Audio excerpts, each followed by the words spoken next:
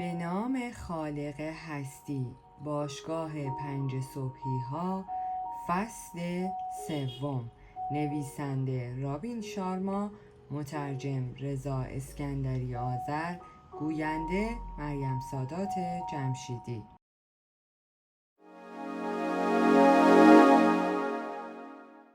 برخوردی غیرمنتظره با یک غریبه عجیب. جوری زندگی نکنید که انگار 10,000 سال از عمرتان باقی مانده. سرنوشت شما بر فراز سرتان معلق است. تا وقتی هنوز زنده اید، تا وقتی هنوز روی زمین وجود دارید، تمام تلاشتان را بکنید تا به انسانی بزرگ تبدیل شوید. مارکوس آریولوس، امپراتور روم.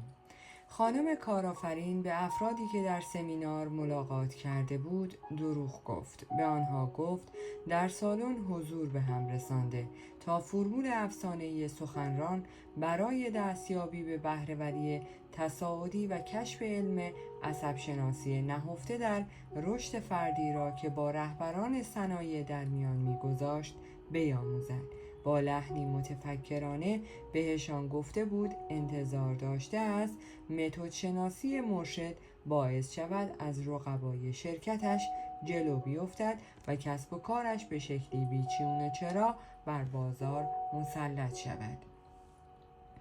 اما شما دلیل واقعی حضورش را می دانید. آمده بود تا امیدش را از نو بسازد و زندگیش را نجات دهد. مرد هنرمند به همایش آمده بود تا یاد بگیرد چطور به خلاقیتش خوراک دهد و قابلیتش را مضاعف کند تا بتواند با خلق نقاشی‌هایش نشانی ماندگار در حیطه کاریش به جا بگذارد. مرد بی خانمان ظاهراً وقتی کسی حواسش نبود یواشکی وارد سالن شده بود. خانم کارآفرین و آقای هنرمند کنار هم نشسته بودند. این اولین باری بود که با هم ملاقات می کردند. در حالی که هنرمند با موهای بافته شده مدل باب مارلیش ور می رفت، کارآفرین پرسید به نظرتون فوت کرده؟ صورت خانم کارآفرین زاویه‌دار و کشیده بود. تعدادی چین عمیق مثل شیارهای مزرعه تازه شخم خورده روی پیشانیش داشت. موهای قهوه‌ایش به بلندی متوسط به مدلی که می گفت من اهل تجارتم پس با من در نیفت مرتب شده بود. مثل یک دونده استقامت لاغر بود، با دستها و پاهایی لاغر که از زیر دامن معقول آبی مارکدارش بیرون زده بود. چشمهایش غمی در خود داشتند که از زخمهای کهنه‌ای که التیام نیافته بودند و هرج و مرجی که در حال حاضر شرکت عزیزش را عفونی کرده بود ناشی می شدند. آقای هنرمند در حالی که حلقه گوشش را می کشید با اضطراب جواب داد مطمئن نیستم. خیلی پیر بود. محکمم خورد زمین. خدایا خیلی ناجور بود. تا حالا همچین چیزی ندیده بودم. خانم کارآفرین در حالی که دستها را روی سینه بلوز کرم رنگش که پاپیونی بزرگ و شل روی یقه‌اش داشت قلاب کرده بود توضیح داد من تازه باهاش آشنا شدم و با لحنی کم و بیش رسمی ادامه داد اما خیلی از اطلاعاتی که درباره بهره‌وری در عصر حاضر و نقش ابزار فناوری در از بین بردن قابلیت تمرکز و تفکر عمیق بهمون داد خوشم اومد. حرفاش باعث شدن متوجه بشم که باید خیلی بهتر از سرمایه‌های خودشناسیم محافظت کنم. علاقه ای نداشت مشکلاتش را با کسی در میان بگذارد و به وضوح میخواست ظاهر زن مدیر آماده برای ترقیش را حفظ کند. هنرمند با دستپاچگی گفت ایشون خیلی بهم کمک کردن. اتفاقی که افتاد باورش برام سخته. خیلی سورئال بود نه؟ او یک نقاش بود. از آنجایی که میخواست هم حرفه‌اش را ارتقا دهد و هم شخصیتش را، همایش‌های سخنران را دنبال میکرد. اما به هر دلیل انگار ابلیس‌های درونش جلوی رسیدن به ذات بزرگش را گرفته بودند. بنابراین ناگزیر بلند پروازی های عظیم و ایده های اصیل و شگفت‌انگیزش را خراب می کرد. هنرمند تیپ هوی متال داشت. یک ریش بزی از زیر چانه‌اش بیرون زده بود. تیشرت مشکی و شلوارک دمزانویی به تن داشت. بوت‌های مشکی با کف لاستیکی از آنهایی که استرالیایی ها می پوشند. تیپ خلاقانه اش را تکمیل می کرد. آبشاری مسحور کننده از خالکوبی روی هر دو دست و پای چپش به چشم می خورد. یکیشان نوشته بود پولدارها شارلاتانند. دیگری نقل قولی از سالوادور دالی، هنرمند مشهور اسپانیایی بود. من مواد مصرف نمی کنم. خود موادم. سلام رفقا. مرد بی خانمان با صدایی زیادی بلند از چند ردیف عقب‌تر از کارآفرین و هنرمند حرف می‌زد. مردم هنوز در حال ترک کردن سالن بودند و کارکنان تالار با سر و صدای زیاد مشغول پیاده سازی سازه سن و کارکنان سمینار هم مشغول پاک کردن زمین بودند. آهنگی از گروه موزیک تایمز آن وکس به آرام در پس زمینه پخش می شد. 2 نفر تازه آشنا برگشته بودند و با انبوهی گره خورده از موهای ژولیده، صورتی که ظاهراً چندین دهه رنگ اصلاح به خود ندیده بود و لباسهایی کهنه و پر از لکه رو در رو شدند. کارآفرین با لحنی به سردی یک قالب یخ در قطب شمال گفت بله میتونم کمکتون کنم. هنرمند با لحنی مهربانتر گفت سلام داداش، چه خبر؟ مرد بی خانمان بلند شد، رفت جلو و کنار آن دو نشست. در حالی که پوسته ای را از روی مچ دستش میکند پرسید به نظرتون استاد مرده؟ هنرمند در حالی که کلافی از موهای بافته‌اش را میچرخاند جواب داد مطمئن نیستم، امیدوارم که نمرده باشه. مرد ژولیده ادامه داد شما رفقا از سمینار خوشتون اومد؟ حرفهای پیرمرد واسهتون جالب بود؟ هنرمند گفت بر منکرش لعنت، من که خیلی از سمینارش خوشم میاد. البته اجرا کردن چیزهایی که میگه واسم سخته، اما به هر حال حرفهای عمیقی میزنه، هم عمیق و هم قدرتمند. کارآفرین با بدبینی گفت من چندان مطمئن نیستم. از خیلی از حرفایی که امروز شنیدم خوشم اومد، اما هنوز بابت یه سری چیزها هم متقاعد نشدم. یه مدتی زمان میخوام تا همش رو پردازش کنم. مرد بی خانمان با عروقی گفت من که به نظرم طرف شماره 1. من یکی از ثروتم رو از حرفهای همین سخنران به دست آوردم. به خاطر اون به یک زندگی سطح بالا رسیدم. اغلب آدم ها دلشون میخواد اتفاقهای شگفت‌انگیز واسشون بیفته و نکته جالب اینه که اون نه تنها یه فلسفه محرمانه بهم یاد داد تا به رویاهای بزرگم برسم، بلکه تکنولوژی یعنی استراتژی و ابزار لازم برای ترجمه اون اطلاعات و تبدیلشون به نتایج رو هم بهم داد. بینش انقلابیش درباره افزایش بهره‌وری از طریق ایجاد برنامه روتین صبحگاهی باعث شد شرکتم تأثیر قدرتمندی روی بازار بذاره. درست بالای چشم راست رد بخیه زخمی روی پیشانی مرد بی خانمان به چشم می‌خورد. ریش ترسناکش به رنگ خاکستری بود. تسبیحی دور گردن داشت، درست مثل همانهایی که مردان مقدس هندو در معابد به گردن میانداختند. اگرچه گزافه‌گویی‌اش باعث میشد فکر کنی از لحاظ عقلی کم دارد و چهرهش نشان میداد سالهاست در خیابان زندگی میکند، نوعی اقتدار غیرعادی در تون صدایش شنیده میشد. چشمهایش اعتماد به نفس یک شیر را نمایان میکردند. کارآفرین در گوش هنرمند زمزمه کرد طرف خلوچله. اگه اون مال و منال داشته باشه پس منم مادر ترازام. هنرمند جواب داد گرفتم چی میگید. به نظر منم دیوونه میاد، اما یه نگاه به اون ساعت مچی گندهش بندازید. روی مچ دست چپ مرد بی خانمان که به نظر میاد اواخر دهه 60 عمرش باشه، یکی از آن ساعت مچی های بزرگ به چشم میخوره، از اونهایی که مدیران صندوق های پوشش ریسک بریتانیا وقتهایی که میخواهند برای صرف شام به خیابان میفر بروند به دست میاندازند. ساعت صفحه‌ای به رنگ یک سلاح کمری رولوور داشت که با توقعی از استیل ضد لک احاطه شده بود.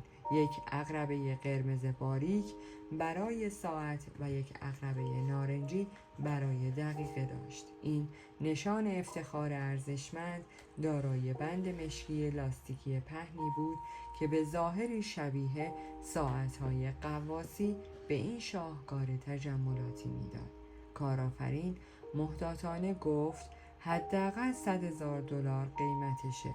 بعضی از افرادی که توی فروشگاه هم بودن فردای روز عرضه اولیه سهام از همین ساعت ها خریدن. متاسفانه ارزش سهاممون افت کرد، ولی اونها ساعت های کوفتیشون رو نگه داشتن. مرد خیابان خواب همانطور که مچ دستش را میخاراند پرسید خب شماها از کدوم قسمت از حرفهای سخنران بیشتر خوشتون اومد؟ اون مطالب درباره روانشناسی نبوغ که برنامه رو باهاش شروع کرد، یا شاید هم اون مدل های معرکه‌ای که اواسط بحث درباره بهره‌وری عجیب میلیاردرها درباره‌اش حرف زد؟ شایدم اون چیزهایی که درباره علم عصب شناسی و تأثیرشون روی عملکرد افراد گفت بیشتر از همه سر ذوقتون آورد، یا شاید بیشتر با فرضیه‌اش درباره مسئولیت. ما برای تبدیل شدن به اسطوره و در عین حال خدمت به خلق که قبل از پایان دراماتیک سخنرانیش گفت بیشتر ارتباط برقرار کردید. مرد بی خانمان با گفتن این حرفها چشمکی زد، به ساعت مچیش نگاهی انداخت. خب رفقا، خیلی خوش گذشت، ولی زمان یکی از ارزشمندترین چیزهاییه که یاد گرفتم مراقبش باشم. وارون بافت سرمایه گذار با استعداد گفت ثروتمندها روی زمان سرمایه گذاری میکنن و فقرا روی پول. بنابراین نمیتونم مدت زیادی با شما بمونم. با یک هواپیمای جت روی باند پرواز قرار ملاقات دارم. متوجه منظورم که هستی. کارآفرین با خودش گفت از قرار معلوم توهم زده. بعد رو به مرد بی خانمان کرد و گفت بافت این رو هم گفته من کت و شلوارهای گرون قیمت میخرم. فقط موضوع اینه که روی تن من ارزون به نظر میاد. شاید این نقل قولش هم یادتون بیاد و قصد بیادبی ندارم، ولی مطمئن نیستم شما رو چطور راه دادن داخل همایش و اصلا نمیدونم اون ساعت گنده رو از کجا آورده و از کدوم هواپیمای جت حرف میزنید و خواهش میکنم دست از این جوری حرف زدن درباره سمینار بردارید. هیچ چیز اون اتفاق بامزه نبود. جدی میگم، من حتی نمیدونم اون آقای محترم هنوز نفس میکشه یا نه. حالا که تا اینجای کتاب رو اومدی منو لایک و سابسکرایب کن تا از کتاب‌های بعدی من جا نمونی. هنرمند همانطور که به ریش‌بزی‌اش دست می‌کشید گفت فرمایش ایشون کاملا درسته. کار درستی نیست. در ضمن چرا مثل کسایی که مدام توی اینترنت میچرخن حرف میزنید؟ مرد بی خانمان گفت هی رفقا آروم باشید. اول اینکه من واقعا یک موج سوارم.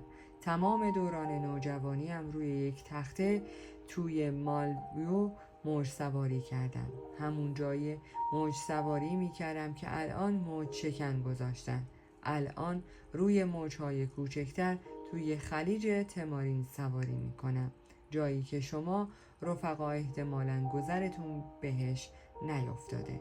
کارآفرین با لحنی سرد گفت تا به حال اسمش به گوشم نخورده. حرفاتون یه جورایی اعصاب آدم رو میریزه به هم. انگار چیزی جلودار مرد بی خانمان نبود. و ثانیاً من در عالم کسب و کار خیلی موفقم.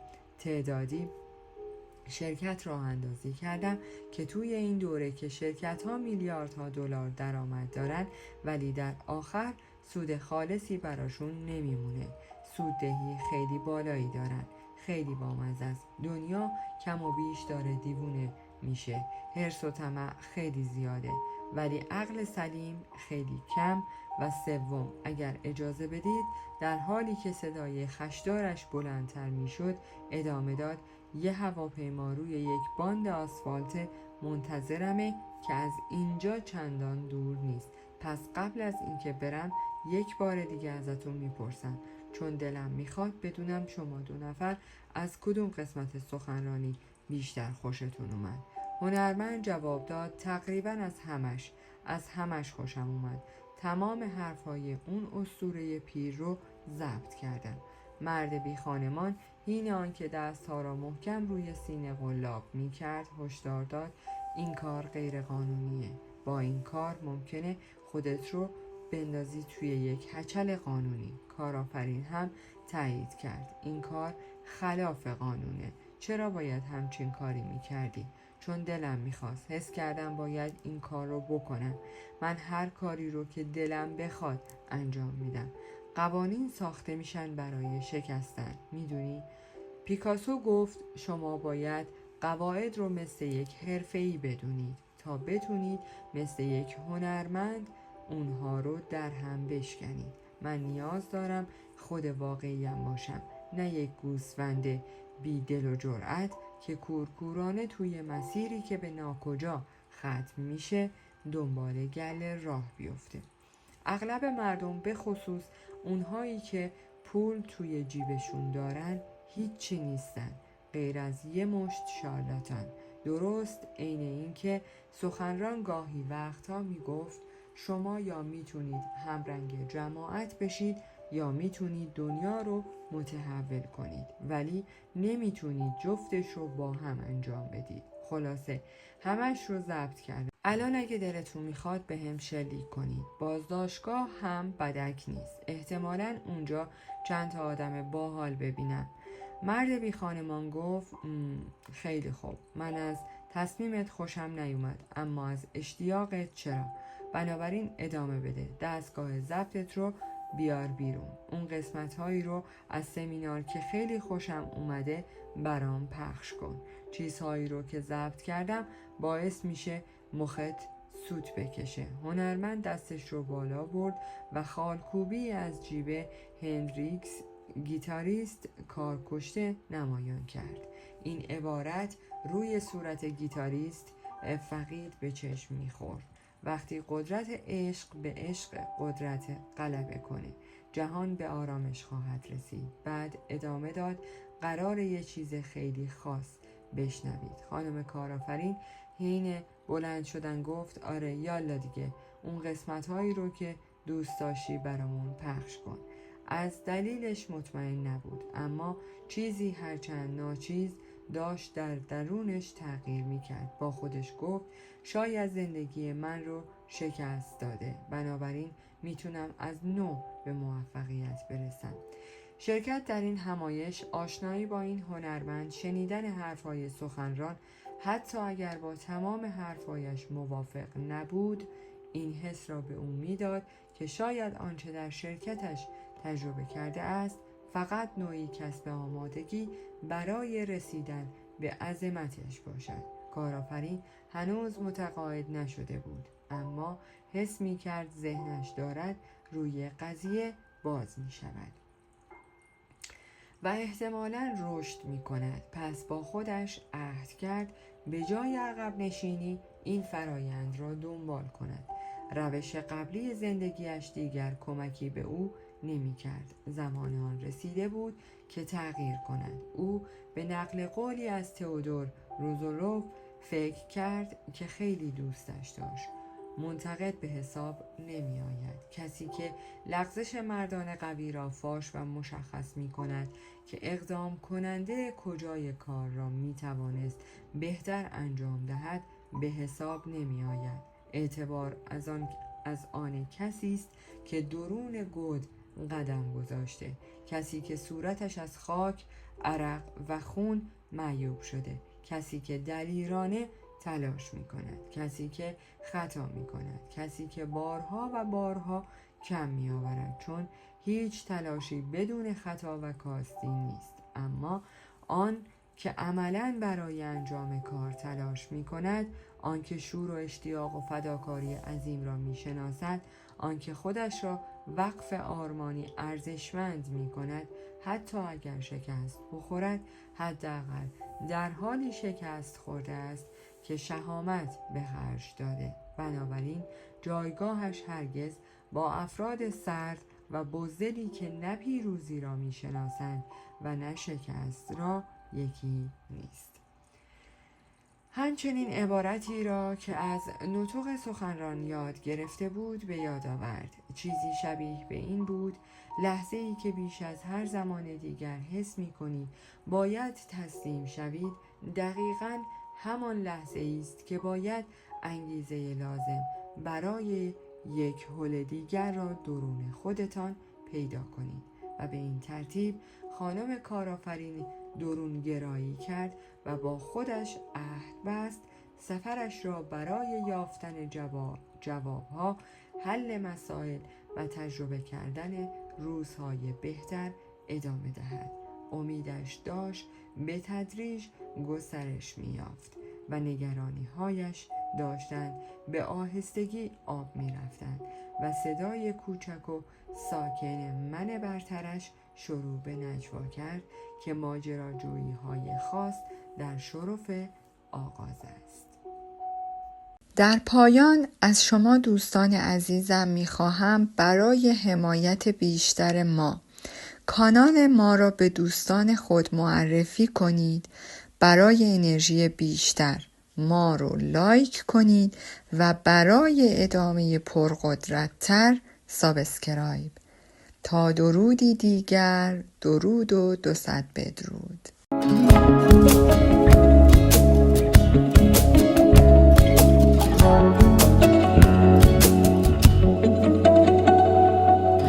دقیقاً وقتی که ناامید قلبت میاد از آسمونای حسی سمتت، نمیمونه پشت ابرا تا ابد ما.